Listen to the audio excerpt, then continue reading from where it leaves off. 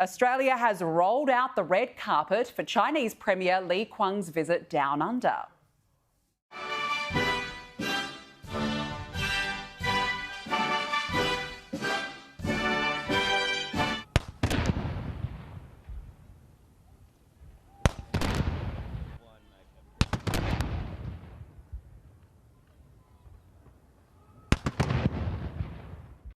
Yeah, full ceremony and even a toast to the People's Republic. So allow me to once again welcome you to Australia and invite everyone to join me in a toast to the President and the People's Republic of China.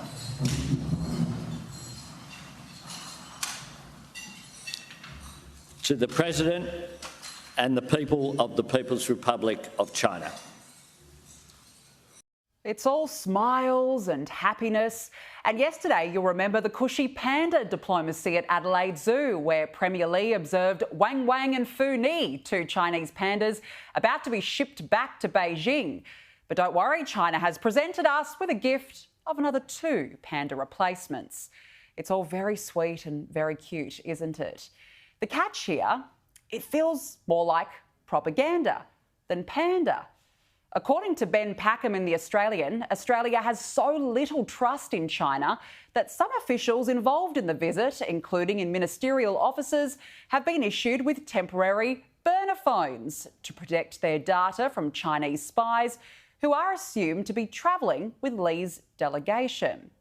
But you won't hear about that in front of the cameras and the picture opportunities. Instead, you'll hear this. Australia and China have renewed and revitalised our engagement. We've agreed across a range of MOUs and arrangements today that will continue to shape and drive our practical cooperation as we continue the process of stabilising the relationship. Now, of course, we need to have a robust, open channel relationship with China, but the elephant in the room remains. Because in the background of Prime Minister Albanese and Premier Li's remarks in Canberra, Chinese officials attempted to block Sky News journalist Cheng Lei from being viewed by cameras.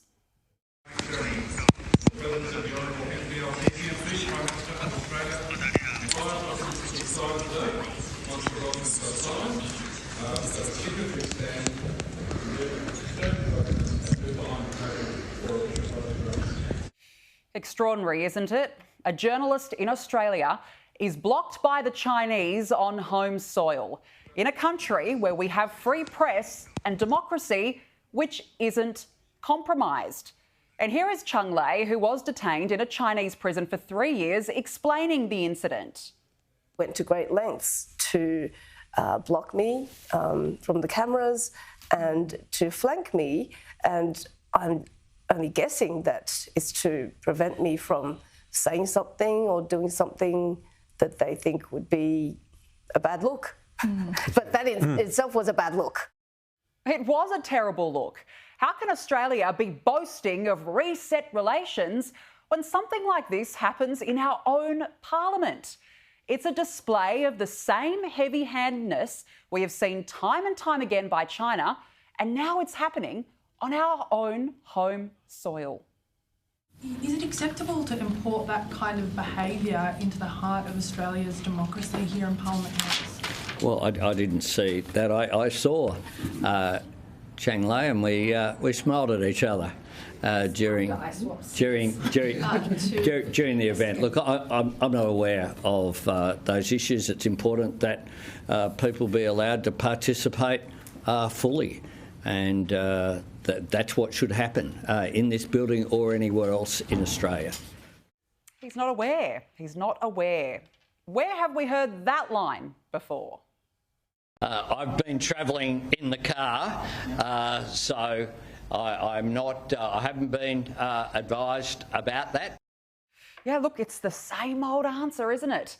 Meanwhile, China does what it does best, adopting a nothing to see here attitude, and Anthony Albanese obliges. It's not credible, Tom. It's been publicly reported earlier this year that the Prime Minister employs 11 media advisors in his office. Standard operating procedure for a media advisor is to brief your principal on recent breaking events before they go out and do a press conference. It is completely not credible. The Prime Minister did not know when he walked into the press conference that this incident happened. It does seem very odd that he would not have seen the video of Cheng Lei. It's all over the news. His team would have known. But he is so scared of upsetting China. He has proven time and time again he does not have the strength to stand up to Beijing. You'll remember in November, 2 Navy divers were injured after they were subjected to sonar pulses from a Chinese warship during an operation in international waters on HMAS Toowoomba. Earlier this year, a Chinese fighter jet dropped flares in front of an Australian Navy helicopter in a near catastrophic incident. This action by China was unprofessional and unacceptable. Look, this is unacceptable and it was unprofessional. We have made very strong representations at every level to China about this incident, which we regard as unprofessional and unacceptable. I'm sure Beijing was shaking in its boots. And what about China's punitive trade sanctions on $20 billion worth of Australian goods? And they aren't exactly rushing to drop the remaining bans on lobster fisheries and beef abattoirs. And yet Labor is acting as if China has done us a favour in dropping the other sanctions. Only the current government would see this as a win. The return to status quo is not. A win would be for improved trade, not a removal of punishment trade. So the joke is on us again. Now, is Albo going to front up and ask the tough questions of Premier Lei, including the human rights abuses, the plight of jailed Australian pro-democracy writer Dr. Yang Henjun?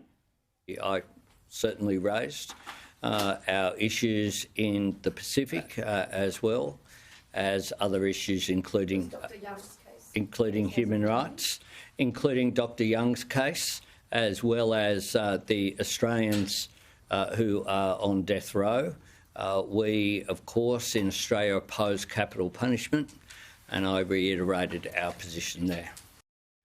So there you go. He says he has, but will Beijing listen to the handsome boy from Australia? I think Johannes Leek summed it up perfectly in his cartoon in The Australian.